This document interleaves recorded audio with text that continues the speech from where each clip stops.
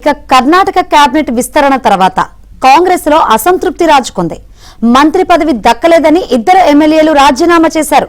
దీనిపై స్పందించిన CM DK Shivakumar రాజీనామాలు రాజకీయాల్లో సహజమన్నారు.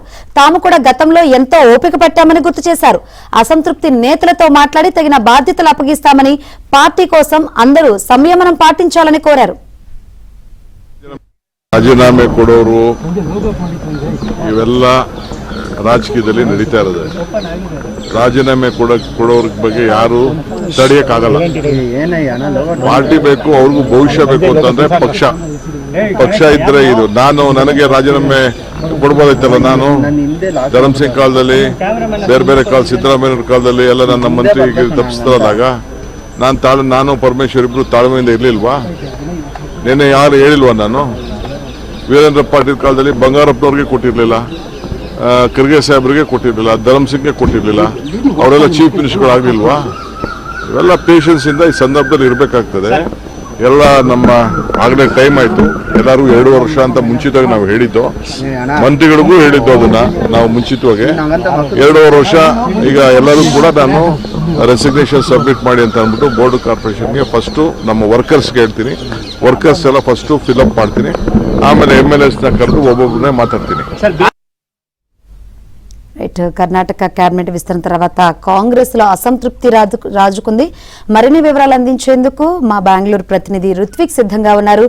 రుత్విక్, కొంతమందికి మంత్రి పదవులు దక్కలేదని అసంతృప్తితో ఉంటే, కొంతమంది సీనియర్ ఎంపీలు ప్రాధాన్యత మంత్రి పదవులు రాలేదని అసంతృప్తితో ఉన్న పరిస్థితులు అయితే కనిపిస్తుంది. ఏంటి ఓవరాల్ గా కేబినెట్ విస్తరణ తర్వాత ఎటువంటి సిచ్యువేషన్ నెలకొంది?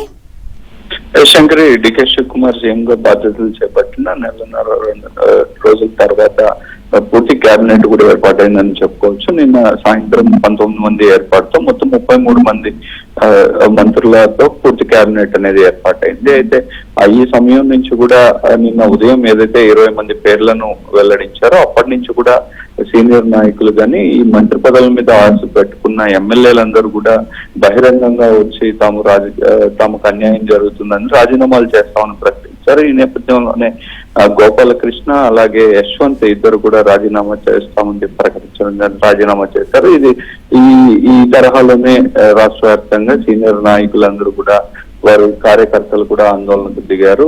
నిన్న సాయంత్రం కూడా ఒకసారి స్పందిస్తూ కూడా డీకే శివకుమార్ అందరూ సమన్వయం పాటించాలని చెప్పుకొచ్చారు. అయితే ఈ అంశం అనేది తీవ్రమైన చర్చ కావడం, అందరూ కూడా ఇదే తరహా బెదిరింపులకు పాల్పడడంతో హైకమాండ్ తో కూడా చర్చించినట్టుగా కూడా తెలుస్తుంది.